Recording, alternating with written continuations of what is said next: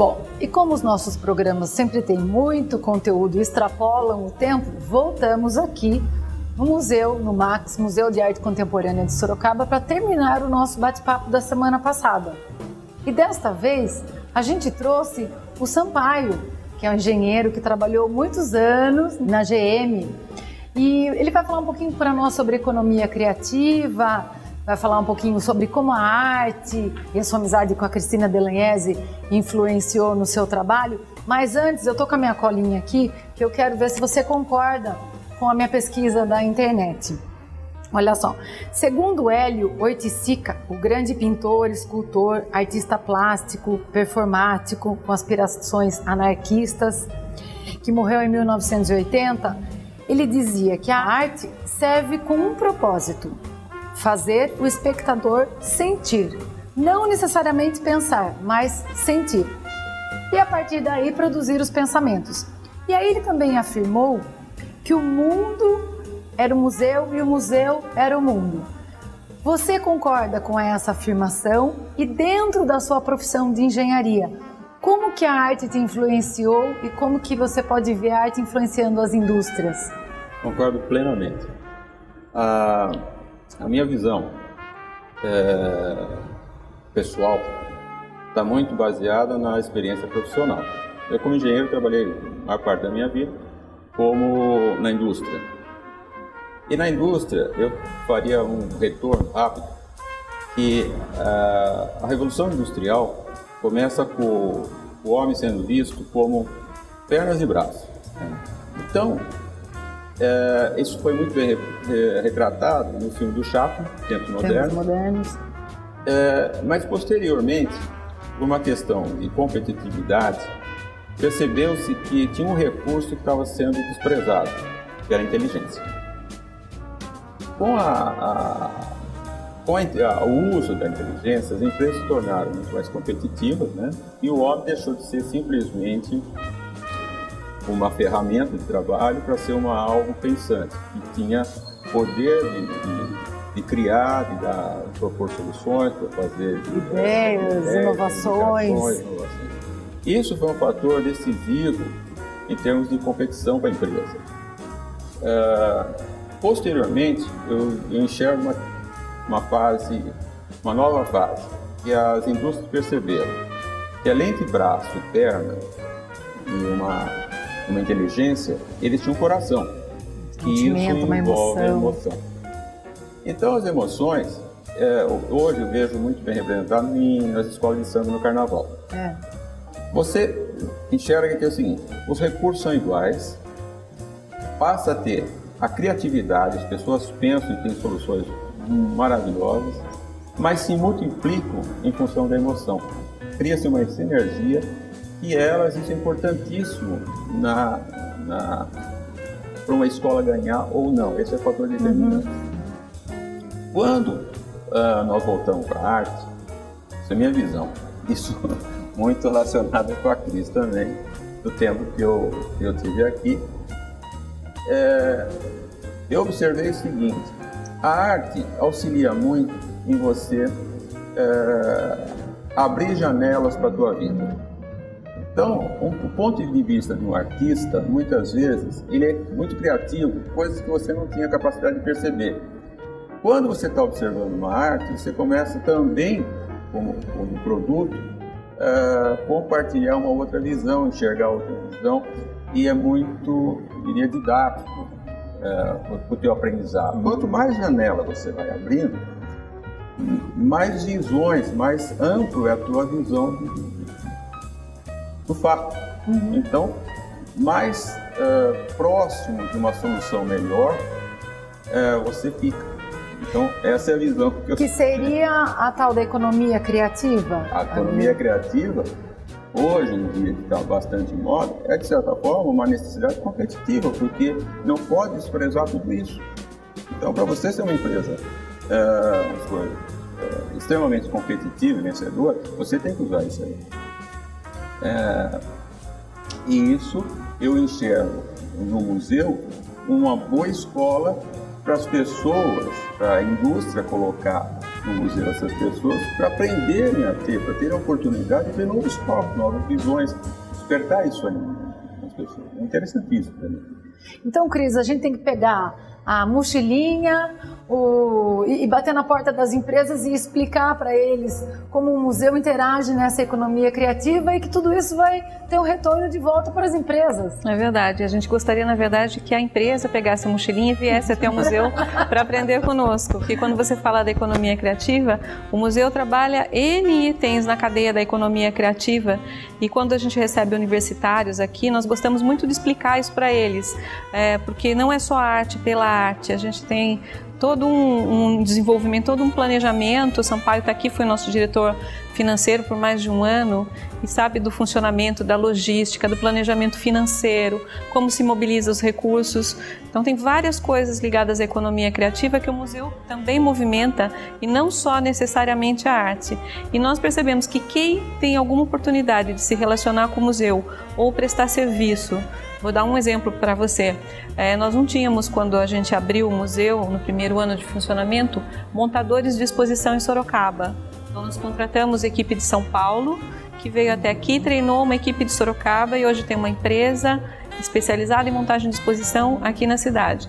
Quando eles começaram a trabalhar conosco, a única especialidade deles era na parte elétrica, trocar lâmpada, o funcionamento da parte elétrica do museu. E hoje eles têm um cuidado com o acervo, eles gostam de fazer comentários sobre as obras que vêm aqui e a gente percebe que há uma criatividade a partir da vivência, não só com as obras, mas com os artistas, que é uma consequência lógica, né, de fazer a montagem, trabalhar com o curador, trabalhar com o artista. Então a gente gosta muito de reforçar isso, porque mesmo trabalhando com arte aqui, nós investimos todos os valores captados via lei de incentivo fiscal, quase que 90% dele na própria cidade. Está aqui o Sampaio, que sabe que isso é uma verdade absoluta. Então a gente gera impostos também. Então a arte pode estar presente de diversas maneiras. É quase uma troca. Na verdade, às vezes a arte está presente na vida da pessoa e ela nem sabe como. Quando uma pessoa compra uma camisa e tem uma cor em evidência, de repente foi um artista plástico que começou a usar aquela cor com intensidade. Quando se movimenta um carro de uma forma diferente, faz um design diferente, ele pode ter sido influenciado por algum movimento artístico. Então é importante a gente fazer o nosso papel de dar essas informações e depois do intervalo a gente continua. E aí galera, eu estou de volta, dessa vez para mostrar o Residencial Vancouver, um AP descolado e inspirado em você. Apartamentos modernos de 73 e 103 metros quadrados, 2 dormitórios com uma suíte ou 3 dormitórios com uma suíte closet. Vancouver é completo, uma espetacular área de lazer. Conheça e viva todas as possibilidades desse apartamento. Visite decorado, se é planeta, pode confiar. Hospital e Maternidade Santo Antônio. São 80 leitos, modernos equipamentos e 140 profissionais treinados para que o paciente tenha o melhor atendimento e recuperação. No Hospital Santo Antônio, a preocupação com o bem-estar das pessoas fica sempre em primeiro lugar. Há vários projetos que buscam acomodar melhor os pacientes e visitantes. Exclusiva área de descanso para a qualidade de vida dos funcionários. Horta comunitária, pomar e também o projeto Mimbu, onde uma árvore é plantada a cada nascimento. Hospital Santo Antônio, há mais de 60 anos, construindo a tradição de cuidar das pessoas. Agora eu vou mostrar para vocês o Chalé Francês, que é onde ficam as exposições do Max, enquanto o galpão não fica pronto. E para mostrar para a gente essas expos, estamos aqui com o Thiago Concílio, né, Thiago? Eu sou coordenador do Educativo e o museu é sempre pensado primeiro como espaço de exposição de obras, mas também ele é um espaço de interação com as obras e esse é o papel do mediador. Eu faço a coordenação, penso num plano mais amplo, né, o que é esse plano educativo, mas o mediador tem essa função de acompanhar o visitante e conversar sobre as obras. Ele pode fazer comentários, apresentar algumas questões técnicas, mas também ouvir. Isso que é muito interessante no mediador, é um espaço de diálogo possível, de ouvir as pessoas também, o que elas têm para comentar. Bom, então essa exposição é do Aurelino dos Santos, um baiano, nascido em Salvador. E antes de você falar dos quadros, eu queria saber como que essa expo veio aqui para Sorocaba, no nosso museu. Bom, a exposição, O material é de uma galeria de São Paulo, mas o Instituto do Imaginário do Povo Brasileiro é quem está organizando essa exposição.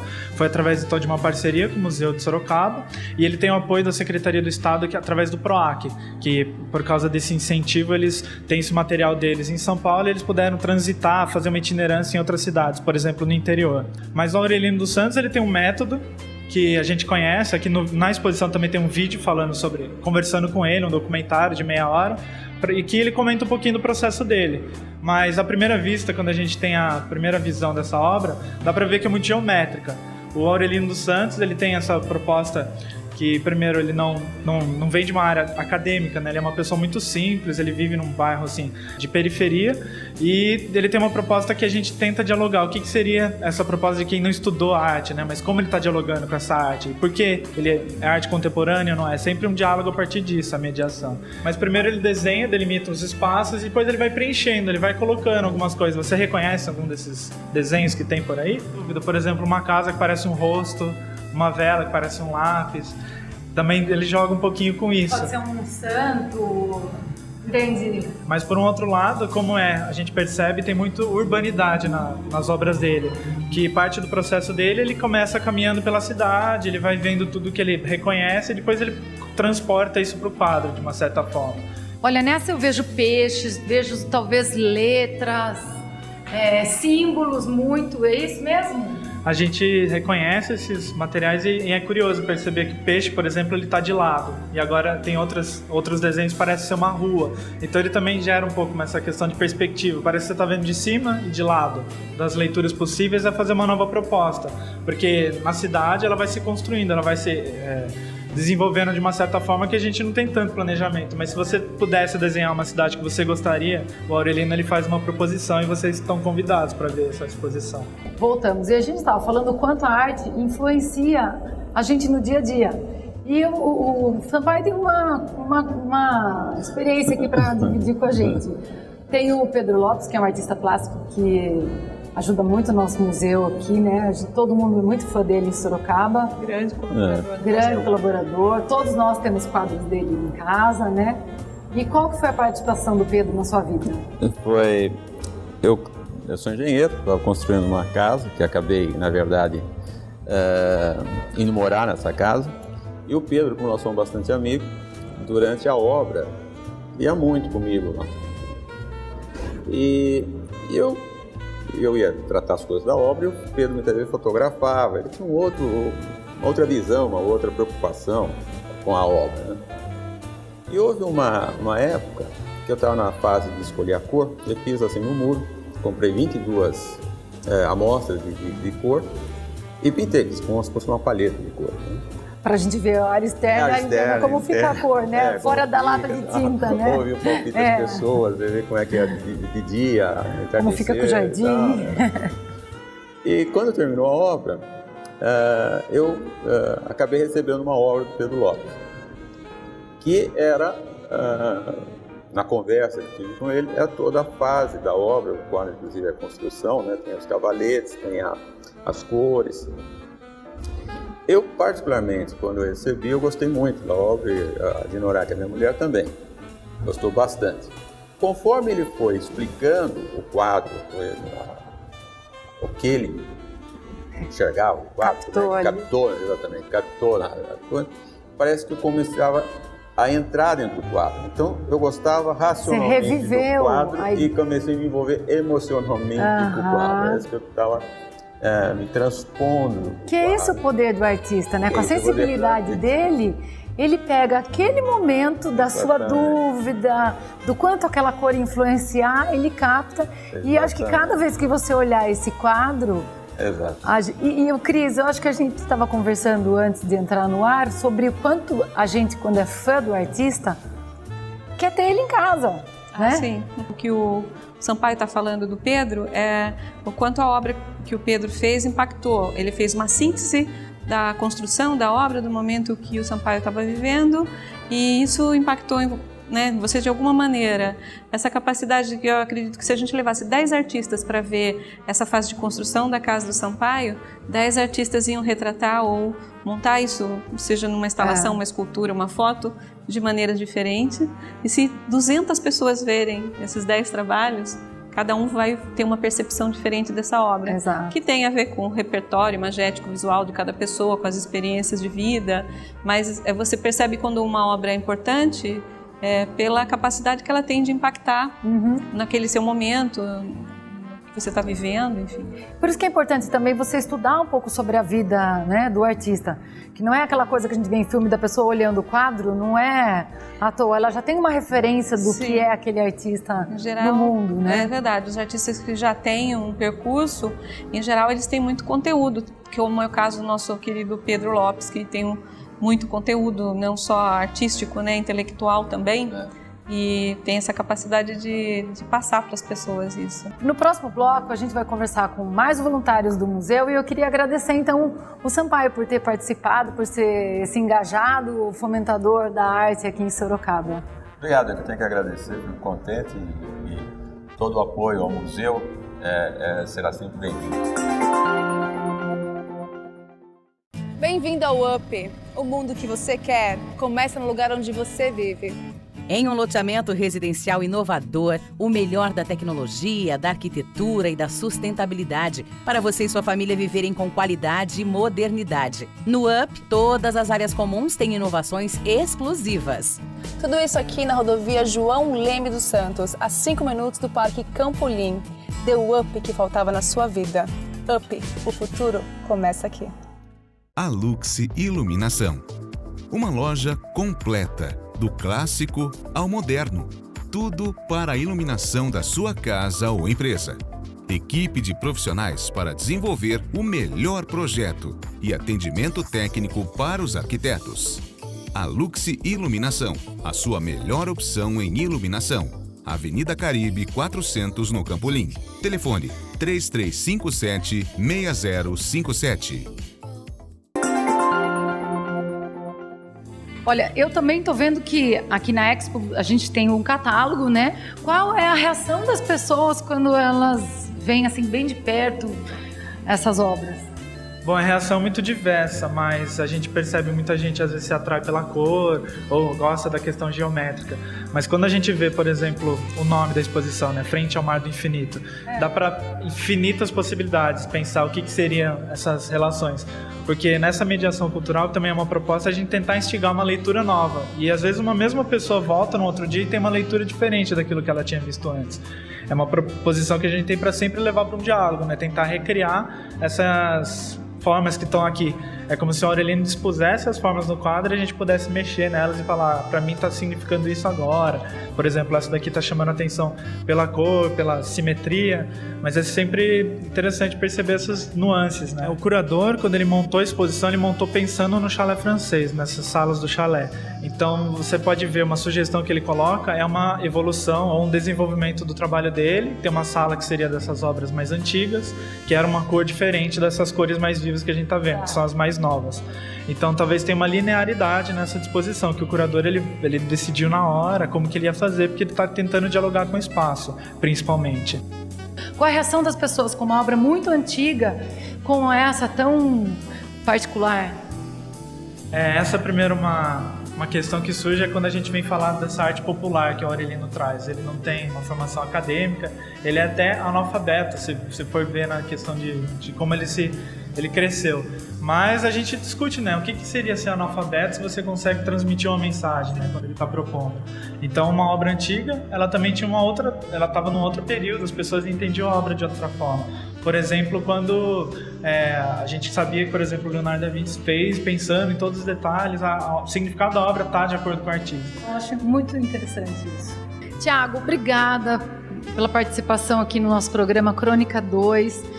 Eu espero que a gente volte muitas vezes, eu espero que a repercussão faça filas aqui, lotem aqui o nosso museu, que a gente precisa. É um trabalho maravilhoso que precisa ser visto. Voltamos aqui com mais uma amiga do museu, aquela que a Marina Jacob, lá no primeiro episódio, explicou como você se torna um amigo do museu, do Max, né? Do nosso museu. E a Thaís Rui, advogada, ela vai contar um pouquinho pra gente. Thaís, você é toda bela e a Thaís gosta do belo. Eu sei que a sua casa tem uma belíssima decoração e belas obras de arte. Então a Thaís vai contar pra gente a visão dela do que é decoração e do que é obra de arte. Como que você enxerga assim? Olha, Jaque, em casa realmente nós temos bastante obras. Temos obras aqui de artistas sorocabanos como Lúcia Castanho, como Pedro Lopes. Temos de outros artistas mais exponentes também. E assim, é muito gostoso ter obras de arte em meio à sua decoração, né? Isso realmente incentiva a sua decoração, deixa mais bonita. É claro que tudo depende da obra, mas para mim é imprescindível. Eu gosto muito de ter a obra boa obras. Valoriza. Sim, com certeza, valoriza muito. E a obra que não é boa desvaloriza o ambiente? Que não é boa, eu acho que desvaloriza sim, muito. Eu acho que quem se importa com arquitetura, com decoração, deve passar prioritariamente também pela arte. Antes de começar aqui, a gente estava comentando se é preciso fazer um investimento muito alto em obra de arte para ter obra de qualidade. Não necessariamente. Eu acho que quem pensa em fazer uma coleção ou ter arte em casa pode pensar, por exemplo, a partir da própria cidade, como a Thaís deu exemplo. Ela tem Pedro Lopes, ela tem Lúcia Castanho. Nós temos dúzias de artistas super interessantes na cidade, com uma produção pujante, como Camila Fontinelli, que está ali na parede. A gente tem vários jovens artistas, Rafael Pieroni, que a gente tem aqui na coleção também, como vocês viram hoje. E são artistas acessíveis, que você tem condição de comprar e não vão passar vergonha. E no contexto fica muito chique, um ambiente muito chique, porque você está consumindo obras chique reconhecidas. É consumir obras de arte, trabalhos autorais e você começar pela sua cidade, então é mais bonito ainda. Daqui a pouco eu vou falar sobre o mercado de arte com você, Cris, mas já que a gente está falando de decoração, quando a gente fala assim, de uma cadeira Charles Imes, de um cristal Lalique, que chegam a custar quase 100 mil reais, eles são obras de arte? Eles são objetos, né? Objetos de design. Não são obras de arte. Já tem um valor, não precisa ser só obra para... As pessoas às vezes têm uma mania de confundir. Arte é arte. Arte é o que se produz em artes plásticas, é o que se faz hoje. Fotografia antes era separado, hoje está junto com artes visuais. O design é uma outra coisa, ele está dentro do museu. Por exemplo, aqui no Max a gente tem um departamento de design e temos várias peças de design de designers importantes no nosso acervo, mas é uma outra categoria que a gente está tratando. Tá. O Sampaio, ele me contou uma história, eu não sei se vou conseguir reproduzir aqui, mas ele me disse que ele compara assim, sobre obra, sobre o criador, quem é o artista e quem é o artesão, por exemplo, né? O artista é aquele que dá a cara a bater, que faz realmente a primeira... a originalidade da obra. E o artesão, ele tem o dom, a habilidade de copiar muito bem a obra, mas ele não criou, né? Então ele compara que os ratos, eles são classificados em 3 faixas, né? Alfa, beta e gama. Os ratos alfa são os que descobrem os caminhos, a comida, aí vão. O beta são os que correm atrás. E o gama não vai porque tem medo, então morre. Mas onde a gente vai chegar na arte? Aí ele quis dizer que os artistas são os ratos alfa e os artesãos são os ratos beta, que eles copiaram. Então, assim, porque o artista é sempre aquele que dá a cara para bater. Ele muitas vezes ele enfrentou, né? Ele saiu da sua zona de conforto e foi. Nem todas as obras são reconhecidas, né? Ele demora um tempo. Então, nessa... Hoje são reconhecidas com mais velocidade. Eu sempre falo, se não existir a possibilidade de você ser reconhecido em vida, desista, porque você vai ser esquecido rapidamente. Porque a velocidade da informação é outra, né? Mas isso que você está falando é curiosa, essa comparação, porque o artista, em geral, é uma pessoa de vanguarda. Ela cria alguma coisa nova que ninguém pensou, de uma mesma forma. Por exemplo, atrás de você a gente está com uma obra super interessante, que é uma pintura feita com canudinhos de plástico. Olha. Quando é que você imagina que esse recurso, com esse material, você vai fazer chegar a essa solução estética, né?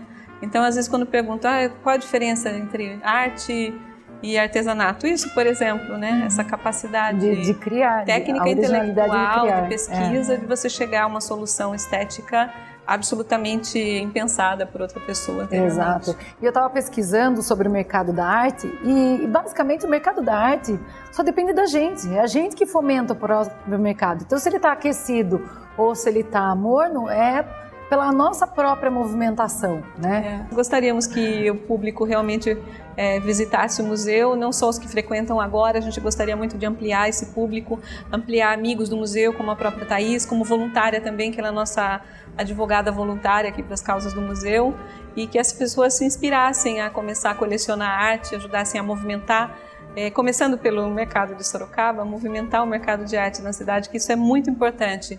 E também dá outro status para a pessoa. Quando você se relaciona com a arte, com certeza você se transforma numa pessoa mais sofisticada, com um olhar treinado, e é bom para todo mundo. Bom, todas as informações estão aqui, o www, o telefone do museu, é só entrar em contato e ou vir aqui no Chalé Francês, no centro da cidade, tá bom? Então até a próxima. Aurelino dos Santos começa uma pintura riscando um esquema a lápis. Essa estrutura é feita de linhas horizontais e verticais, que se cruzam em ângulos de 90 graus, ou quase isso. Ela é que vai determinar o lugar em que cada cor, cada forma e cada figura entrará no quadro. Aliás, a entrada dos elementos curvos, das formas irregulares e das linhas diagonais também é marcada por essas células. A estrutura organiza o espaço, não deixando nada vazio. Evidentemente, elas não seguem a regra e convenção de composição tradicional. As cores não nos fazem lembrar de elementos da natureza e não há uma luz unificando o ambiente. O tema, contudo, é centralizado, quase como a nave de uma catedral, e organiza os elementos dispostos nas faixas laterais da tela. Por mais que Aurelino inclua novas formas, novas figuras, a representação nunca é suficiente. A ordem, as figuras, os símbolos, nada disso dá conta da intensidade que o artista pretende nos apresentar. A arte só se aproxima dessa intensidade. Você pode ver Aurelino dos Santos aqui no MAX, o Museu de Arte Contemporânea de Sorocaba.